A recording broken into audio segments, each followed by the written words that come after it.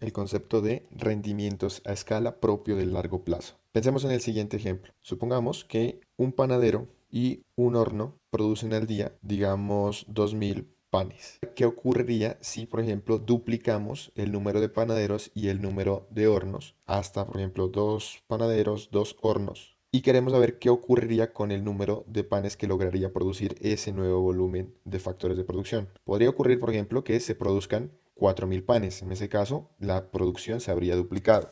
Podría ocurrir que se produzcan 6000 panes. En ese caso, la producción se habría triplicado. Pero también podría ocurrir que después de la duplicación de los factores de producción se produzcan 2500 panes, que sería también un aumento de la producción, pero que no sería tan grande como el aumento que hubo en los factores de producción, porque ni siquiera alcanzaría la duplicación. Esta es la pregunta que responde el concepto de rendimientos a escala. Si multiplicamos todos los factores de producción por una constante m, que es duplicar, multiplicar por 2, triplicar por 3, en fin, ¿qué volumen de producción obtendríamos? ¿Sí? Recuerden que lo clave aquí es multiplicar todos los factores de producción, no solamente uno de ellos, sino todos al tiempo. Entonces, podrían ocurrir tres escenarios. Primero, que la producción tenga rendimientos constantes a escala. En este gráfico tenemos un punto A donde se obtiene una producción de 10 unidades con un trabajador y una unidad de capital. ¿Qué ocurriría si duplicamos los factores de producción, incrementamos los trabajadores a 2 y las máquinas a 2?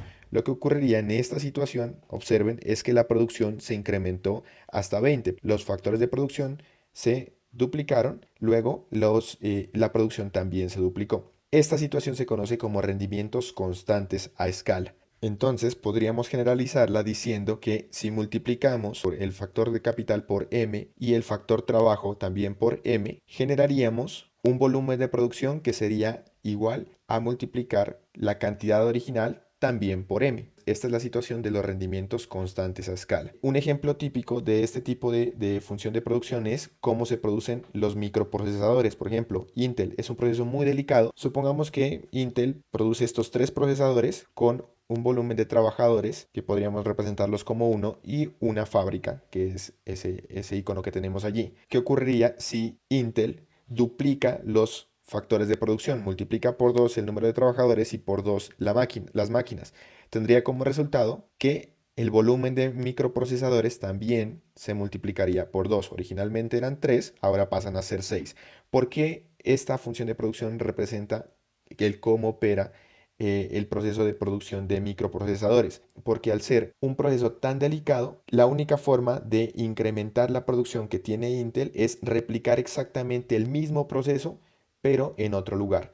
Es decir, tiene que asegurarse de que crea exactamente las mismas máquinas fabricadoras, tiene los mismos trabajadores con igual capacitación, igual cantidad, y eso es lo único que le permite duplicar el número de procesadores. Al multiplicar todos los factores de producción por una cierta cantidad, es posible que se presente una segunda situación que consiste en rendimientos crecientes a escala. Esta situación la documentó Adam Smith en su obra La riqueza de las naciones hace más de 200 años. Y él lo hizo observando, de entrada veamos el ejemplo, él lo hizo observando que si una persona se proponía, un artesano se proponía fabricar alfileres, al final del día, haciendo todo el proceso de producción él solo, no tendría más de 20 alfileres. Pero observó que si 10 personas se reunían y se las dotaba de 10 máquinas y cada una de estas personas se especializaba en una parte específica del proceso productivo, la producción se incrementaría hasta 48.000 alfileres. Entonces miremos lo que está sucediendo. El trabajo pasó de ser 1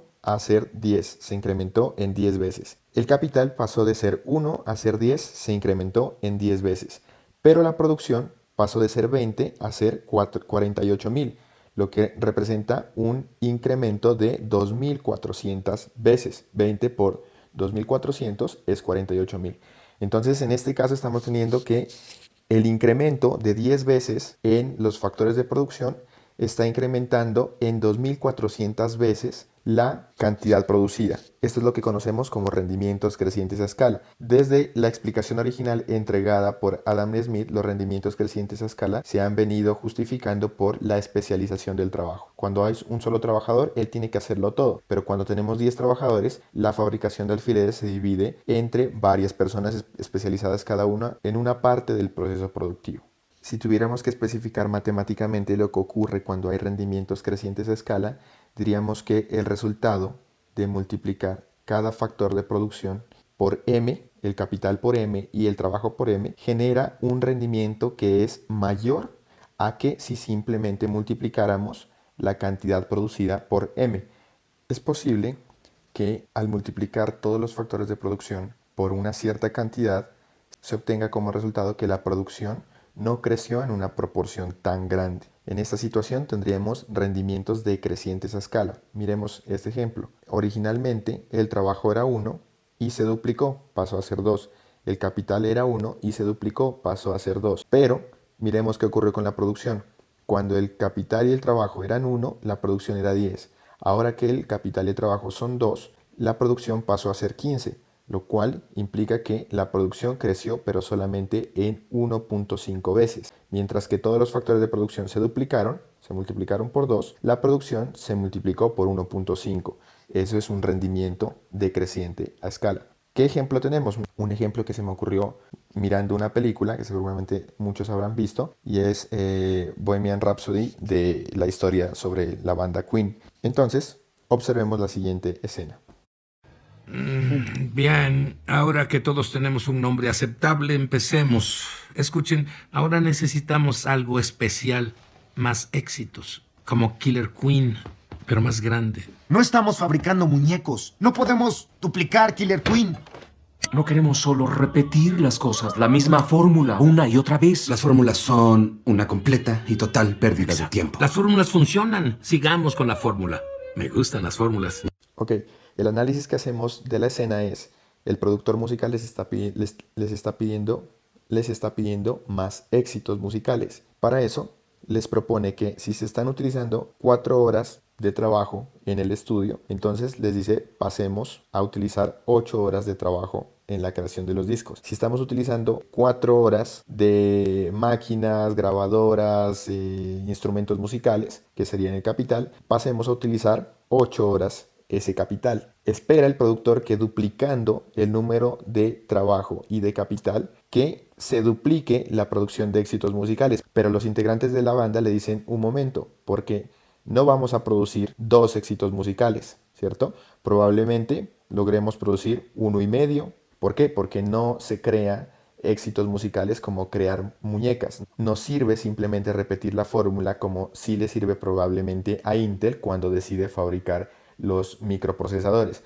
En la creación musical, en la creación de obras artísticas, duplicar las horas de trabajo, duplicar el capital, no hace que necesariamente se duplique la producción. Se genera un rendimiento que es decreciente a escala.